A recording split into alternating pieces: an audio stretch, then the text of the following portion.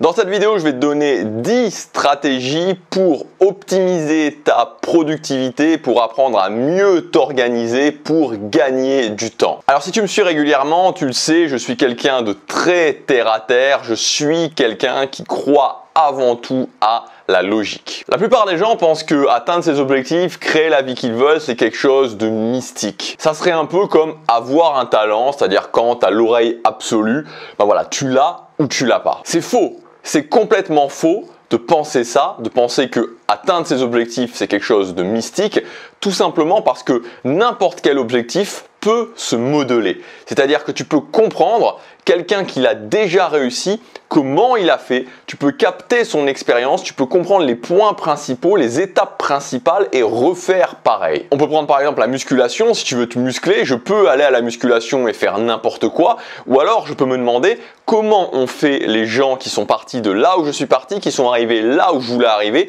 qu'est-ce qu'ils ont fait au niveau de la musculation, au niveau de leur entraînement, au niveau de leur alimentation, au niveau du sommeil, au niveau des suppléments, quelles sont les méthodes qu'ils ont utilisées et je peux modeler ce succès. Et sur ce chemin d'atteindre nos objectifs, de créer la vie qu'on veut, il y a quelque chose auquel on est tous confrontés, c'est la gestion de notre temps. Comment mieux gérer mon temps? Comment être plus productif? Si aujourd'hui tu as toujours l'impression de courir après le temps, si aujourd'hui tu agis mais tu as l'impression qu'au final tu n'accomplis pas beaucoup de choses, si aujourd'hui tu as du mal à gérer tes priorités, à faire tout ce que tu dois faire dans ta vie, cette vidéo va t'aider. Je t'ai préparé dans cette vidéo 10 stratégies que tu peux commencer à appliquer dès maintenant pour mieux gérer ton temps et pour augmenter ta productivité. La première chose, et je dirais la mère entre guillemets de toutes les stratégies, c'est de comprendre, si tu veux devenir plus productif, si tu veux mieux gérer ton temps, de comprendre réellement l'importance qu'a le temps. Parce que je ne pense pas que tu puisses réellement apprendre à gérer ton temps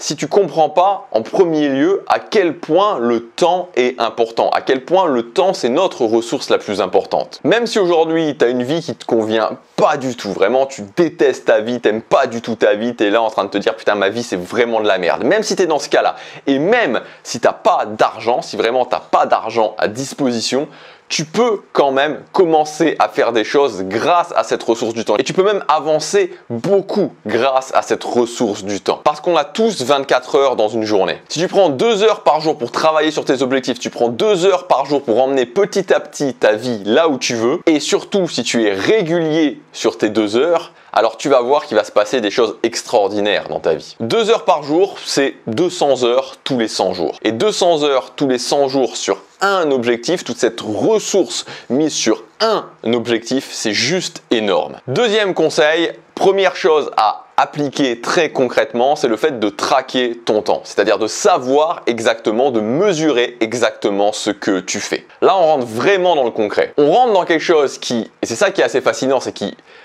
est très important, mais qui en même temps est extrêmement simple à faire. Et c'est ça qui est paradoxal. Le temps, c'est exactement comme ce que tu mangerais dans une diète. C'est-à-dire que si tu commences une diète pour prendre de la masse musculaire ou pour perdre de la masse graisseuse, si tu sais pas ce que tu manges, c'est-à-dire que même si tu as un plan alimentaire mais que concrètement tu traques pas ce que tu manges, c'est-à-dire que si tu sais pas concrètement ce que tu as mangé la semaine dernière, il y a un problème. Il y a un problème parce que tu vas pas pouvoir savoir s'il y a un problème, d'où vient le problème et améliorer ta diète au fur et à mesure en fonction de tes résultats. Parce que c'est ça la vraie question. Comment je pourrais améliorer quelque chose si je ne sais pas comment j'exploite cette chose-là? Comment je pourrais améliorer la façon dont je m'organise, la façon dont je gère mon temps si je ne sais pas réellement, concrètement ce que je fais de mon temps? Si je suis un coureur de 100 mètres et que je cours des 100 mètres très régulièrement, que je m'entraîne 2 heures par jour aux 100 mètres mais que je prends jamais mon chronomètre, que je sais jamais en combien de temps je cours le 100 mètres, comment je peux m'améliorer? Et comme je te disais, le pire c'est que traquer ton temps, c'est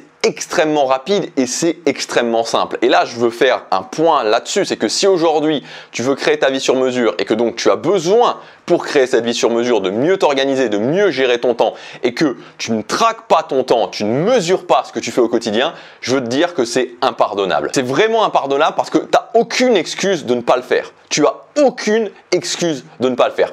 Quelqu'un qui vient me voir et qui me dit écoute Gabriel, j'ai vraiment très peur de faire des vidéos sur YouTube, je peux le comprendre. Quelqu'un qui vient me voir et qui me dit écoute Gabriel, j'ai très peur d'aller parler à des gens que je ne connais pas, je peux le comprendre. Mais quelqu'un qui vient me voir en me disant je veux créer ma vie sur mesure, j'ai des objectifs que je veux atteindre, mais je ne traque pas mon temps, je ne peux pas le comprendre, c'est impardonnable. Tu prends juste ton iPhone ou ton téléphone portable et quand tu fais quelque chose, tu le notes. Ça prend 10 secondes et sur le total de la journée, ça t'a pris 1 minute 30. Donc si tu le fais pas, c'est impardonnable. Ensuite, tu vas aller plus loin, tu peux reporter ça sur un tableau, donc avec une catégorie obligation, une catégorie objectif, une catégorie perte. Les obligations, c'est l'urgence, les choses que je dois impérativement faire. Les objectifs, c'est l'importance, donc les choses qui sont, bon, c'est facile, c'est relié à mes objectifs, relié aux choses qui vont vraiment transformer la vie dans le sens que je veux dans le futur. Et enfin, les pertes, c'est tout ce qui est ni obligation, ni objectif. Tu peux commencer à faire ça sur une semaine, parce que la réalité, c'est que sur une semaine, il y a 168 heures. Ça, c'est mathématique. 24 x 7, 168. Si tu dors 8 heures par nuit, t'en retires 56, ce qui fait qu'il t'en reste 112. Si tu fais un boulot de 40 heures par semaine et en rajoutant encore 10 heures de transport, il te reste 62 heures par semaine. Qu'est-ce que tu fais de ces 62 heures par semaine ? Qu'est-ce que tu fais de ces 62 heures par semaine? Ce qui fait plus de 3000 heures par an. Qu'est-ce que tu fais de ces plus de 3000 heures par an? La question, et j'insiste sur ce point, n'est pas de se juger. La question est de savoir où passent ces 3000 heures par an. Troisième point, c'est évidemment de décider ce que tu veux accomplir dans la catégorie importante, c'est-à-dire l'important, c'est les objectifs. Les objectifs, la catégorie importante, c'est les choses qui vont, comme je te disais, t'amener des résultats, les résultats que tu veux dans ta vie, mais qui concrètement n'auront aucun impact si tu ne les fais pas. C'est-à-dire que concrètement, si tu décides de te muscler ou si tu décides d'apprendre l'anglais, ça va t'amener des résultats dans ta vie, les résultats que tu veux dans ta vie en admettant que ce soit ce que tu veux faire. Mais si tu vas pas à la salle de musculation, si tu travailles pas ton anglais au quotidien ou dans la semaine, concrètement, il va rien se passer. Et donc, c'est à l'opposé de l'urgence, des obligations, où c'est des choses qui ne t'apportent rien dans la vie, mais qui, si tu ne les fais pas, si tu vas pas à ton travail, tu vas avoir des pénalités importantes tout de suite maintenant. Et on pourrait dire qu'en fait, la vie standard, pas celle qu'on a envie de vivre, mais celle qu'on nous a appris à vivre, celle qu'on nous a décrit comme étant la norme, c'était une vie où je faisais des activités urgentes, c'est-à-dire que je passais mon temps à faire des activités urgentes, des obligations comme mon travail par exemple, et quand je ne fais pas ces activités urgentes, qui ne me plaisent pas en général, que je n'ai pas envie de faire, j'essaie d'oublier que je dois faire ces activités urgentes qui ne me plaisent pas. Et on a été vraiment éduqués comme ça depuis notre plus jeune âge, c'est-à-dire que la plupart des gens n'aiment pas aller à l'école, on doit aller à l'école, on doit faire ses devoirs, on a toute une masse de ces choses-là qu'on n'a pas envie de faire, et quand on ne les fait pas, c'est-à-dire quand on a enfin terminé l'école, quand on a enfin terminé nos devoirs, on essaie juste d'oublier qu'on va devoir retourner à l'école et qu'on va devoir recommencer à faire nos devoirs. Et en fait, ensuite, on suit ce même rythme pendant notre vie professionnelle.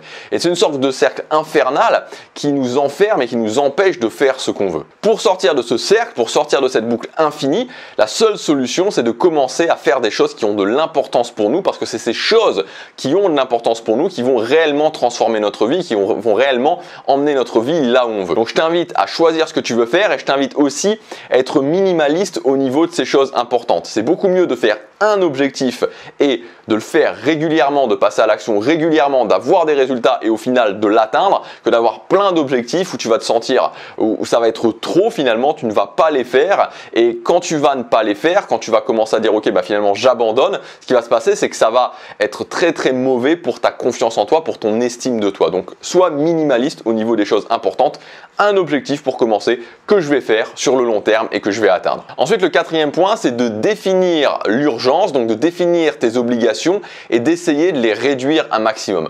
Donc définis très concrètement quelles sont tes obligations, quelles sont les choses qui sont vraiment obligatoires pour toi et essaie de les réduire. Donc comment tu peux les réduire? Il y a plein d'options en fait pour réduire ces obligations. La première option, c'est de commencer à dire ok, il y a plein de choses que je considère comme des obligations qui ne sont pas des obligations. Ensuite, je peux essayer de trouver un intérêt sur certaines obligations. Moi par exemple, quand je travaillais dans le fast-food, quand j'étais à la caisse, je détestais ça et au bout d'un moment, je me suis dit écoute, ce que tu peux faire, c'est essayer de t'améliorer socialement, donc c'est ce que j'ai commencé à faire, essayer de m'améliorer socialement, ça donnait un intérêt à cette obligation. On peut aussi, quand c'est possible, mixer l'obligation avec quelque chose d'important à faire. Je peux me former sur le chemin du travail si je prends les transports en commun, par exemple, et on peut aussi, alors là c'est au moment où on commence à gagner un petit peu plus d'argent, on peut aussi déléguer ses obligations, je pense à des obligations comme le ménage par exemple. Cinquième point, c'est de définir des pertes et donc de choisir en fait les pertes. Donc comme on l'a vu précédemment, les pertes c'est quoi? C'est tout ce qui n'est pas ni objectif ni obligation. Donc toutes les choses qui ne sont pas des choses que tu dois impérativement faire ou qui ne sont pas des choses qui sont reliées à des objectifs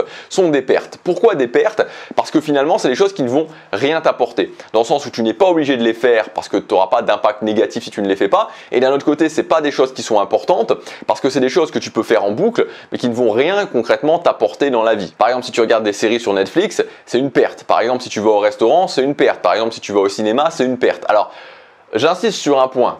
Ça ne veut pas dire qu'il ne faut pas avoir de pertes. Ça ne veut pas dire qu'il ne faut pas avoir de loisirs, qu'il faut se transformer en robot, etc., etc.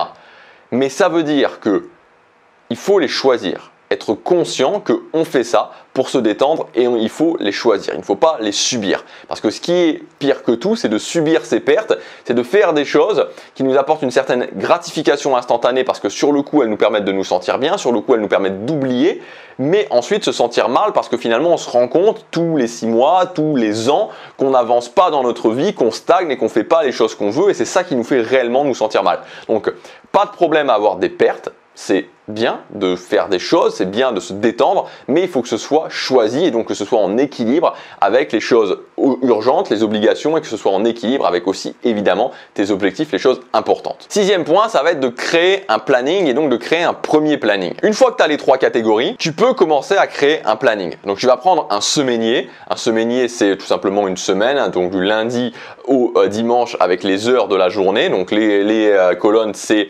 les jours de la semaine, les lignes, c'est les heures de la journée. Et tu vas commencer à mettre tes heures de sommeil, ensuite tes obligations, ensuite les actions que tu dois prendre pour tes objectifs et ensuite tes pertes choisies. Donc tu peux vraiment imaginer ça comme une sorte de jeu de domino en fait où tu insères différents blocs. J'insère mon bloc d'heures de sommeil sur les différents jours de la semaine, j'insère mes obligations, donc typiquement mes heures de travail, typiquement si je dois faire du ménage, typiquement si je dois m'occuper de mes enfants à certains moments, pas m'occuper des enfants dans le sens passer du temps avec eux que j'aime, mais plutôt les choses vraiment, je dois les emmener à l'école par exemple, ça peut être des obligations. Donc mes obligations, ensuite les actions que je dois prendre pour mes objectifs et ensuite les pertes choisies. Et donc là, quand tu as ton semainier avec les différents blocs intégrés dans ce semainier, tu as déjà une première vision de ton planning, tu as déjà une première vision de ton organisation. Maintenant qu'on a vu ça, on va avoir d'autres éléments essentiels à insérer dans ton organisation. Le niveau d'énergie. Difficile d'être productif, difficile de tenir son organisation, difficile de faire ce qu'on a à faire si on est complètement à plat en termes d'énergie. Donc en termes d'énergie, j'insiste sur un point, c'est que gérer son énergie, en tout cas la base, parce qu'après évidemment on peut aller plus loin, on peut optimiser,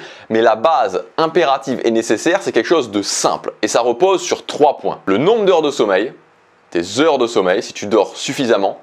Deuxièmement, la régularité de ton rythme de sommeil. Plus ton rythme de sommeil est régulier et plus tu vas récupérer, c'est-à-dire que imaginons que tu doives dormir 8 heures par nuit, mais si un jour tu dors de 22 à 6, que le lendemain tu dors de 2 à 10, que le surlendemain tu dors de 1 à 9 et que tu changes tout le temps ton rythme de sommeil, ça sera beaucoup plus difficile de récupérer. Donc tu vas avoir des difficultés à récupérer si tu changes ton rythme de sommeil. Donc le combo le plus important pour l'énergie, c'est nombre d'heures de sommeil suffisant avec rythme d'heures de sommeil régulier. Et enfin, le troisième point qui vient compléter ça, c'est la décharge mentale.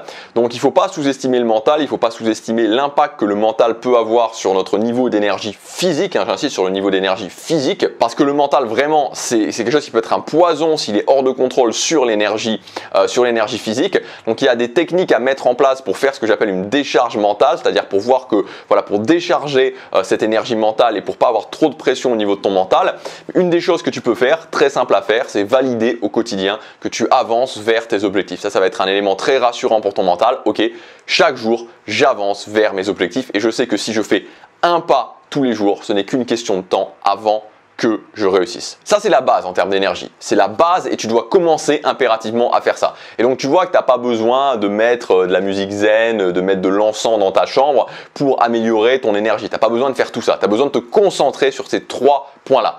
Nombre d'heures de sommeil suffisant, régularité des heures de sommeil, décharge mentale. Si tu fais ça, tu feras déjà ce que 95% des gens ne font pas. 8e point, commence à créer des routines. Quand tu t'aperçois que certaines choses fonctionnent bien dans ton organisation, tu peux les automatiser. Et les routines, c'est exactement ça. C'est prendre quelque chose qui fonctionne et l'automatiser. C'est exactement la même chose que tu vas à la salle de musculation et tu commences à faire un échauffement où tu sens que cet échauffement il est plus rapide, il est plus efficace. Ben, tout simplement, tu vas te dire cet échauffement, je vais le garder. Et donc, cet échauffement, tu en fais une routine. Et je t'invite au niveau des routines à retenir un élément très important, un élément essentiel, c'est que chaque routine doit être accrochée à un élément de structure de ta vie. Un élément de structure, c'est un élément immuable de ta vie. Par exemple, je me lève le matin. Plus tes routines seront accrochées à un élément immuable de ta vie, et plus tu auras tendance à les faire sur le long terme. Alors que si tu balances une routine du style à 16h30 je fais ça, ça va être beaucoup plus compliqué. Les routines du matin, parce que évidemment, le matin, le lever, c'est un point d'ancrage très important, c'est un point de structure très important et c'est pour ça que c'est beaucoup plus simple de commencer à mettre en place des routines du matin. Et là, c'est quelque chose que je te dis en plus en connaissance de cause, puisque ça fait depuis 2014 que tous les matins je me lève et que je passe à l'action vers mes objectifs.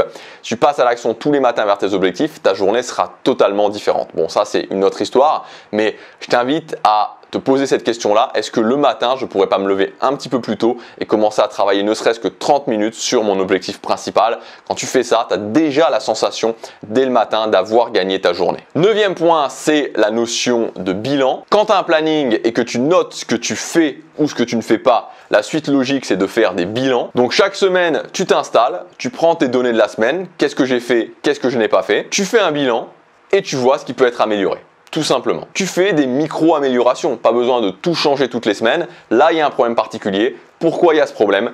Qu'est-ce que je peux tester pour améliorer ce problème? Et enfin, dernier point, c'est la notion d'escalier. Avoir du succès, ça ne demande pas obligatoirement d'être excellent. Ça ne demande pas obligatoirement d'être un génie. Ça ne demande pas non plus obligatoirement d'être un héros ou une héroïne sans peur et sans reproche. Ce que ça demande surtout, et tu as pu t'en apercevoir avec cette vidéo, c'est de faire les choses rigoureusement. Donc je t'invite vraiment à construire un planning en escalier, c'est-à-dire que tu commences à mettre un petit peu des choses, tu les stabilises et quand tu as stabilisé, quand c'est confortable, quand c'est ok de faire ces choses-là, tu augmentes la difficulté. Au lieu de faire comme tout le monde et de vouloir directement tout péter, de regarder des vidéos de motivation sur internet, de regarder ces chaînes où tu vois, tu as des personnalités qui ont énormément réussi, qui te donnent des conseils et tu regardes ce genre de vidéos en boucle et à la fin tu te dis ouais, je vais tout péter, je vais faire ça, je vais faire ça, je vais faire ça, je vais penser comme un champion, je vais avoir ce mindset là, je vais tout exploser. Et qu'est-ce qui se passe au bout de 3 mois, qu'est-ce qui se passe au bout de 6 mois, qu'est-ce qui se passe au bout d'1 an, il se passe strictement rien.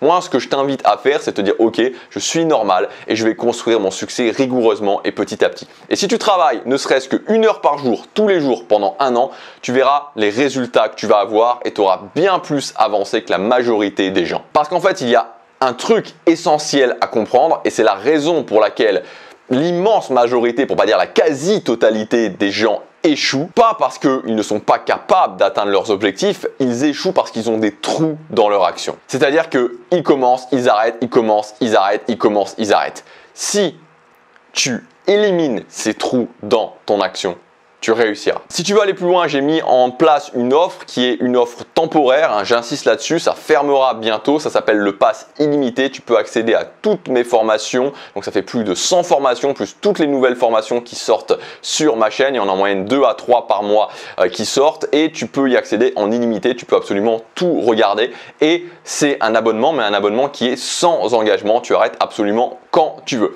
Donc si ça t'intéresse, ça s'appelle le pass illimité, c'est le premier lien dans la description, tu as tous les détails pour voir si ça te correspond ou pas. Et voilà, j'ai fait ça pour les gens qui veulent se former intensivement, pour les gens qui veulent maintenant, dès maintenant, commencer à créer leur vie sur mesure. C'est le premier lien dans la description. Je te dis à tout de suite dans le pass. À demain pour la prochaine vidéo. Passe à l'action, chaque jour compte.